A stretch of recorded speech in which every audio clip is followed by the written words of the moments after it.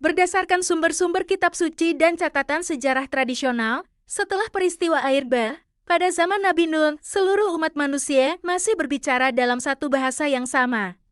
Mereka bermigrasi dari barat ke arah timur dan menemukan sebuah dataran luas di tanah bintang-bintang sinar bintang-bintang yang diyakini berada di Mesopotamia, wilayah Irak modern. Di sana, mereka memutuskan untuk menetap. Dengan semangat persatuan dan tujuan yang sama, mereka berkata, marilah kita mendirikan sebuah kota, dengan sebuah menara yang puncaknya sampai ke langit, supaya nama kita termasyhur dan kita tidak terserak ke seluruh muka bumi.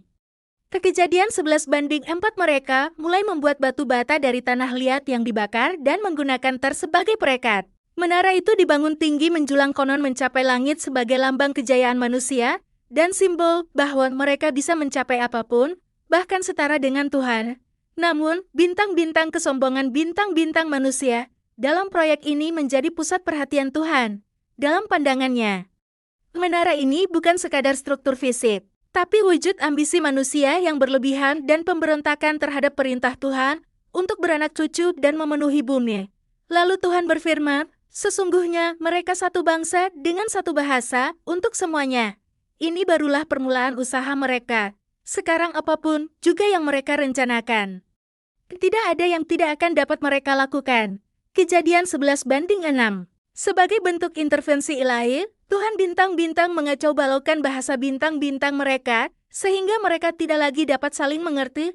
Akibatnya, proyek menara itu terhenti, manusia pun tercerai-berai ke seluruh penjuru dunia, masing-masing membawa bahasa, budaya, dan bangsa mereka sendiri.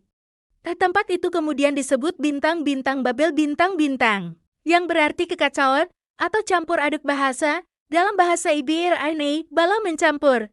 Makna kisah ini bintang-bintang diyakini sebagai peringatan terhadap kesombongan manusia dan simbol pentingnya kerendahan hati di hadapan Tuhan. Dalam tradisi Islam, kisah Menara Babel juga dikenal secara implisit. Meskipun tidak dijelaskan secara panjang lebar seperti dalam Taurat atau Alkitab, namun prinsip tentang pentingnya kerendahan hati dan larangan kesombongan tetap ditegaskan. Hingga hari ini, reruntuhan yang diyakini sebagai sisa Menara Babel ada di wilayah Irak, dekat kota kuno Babylon dan menjadi situs arkeologi, serta simbol dari pelajaran besar dalam sejarah umat manusia.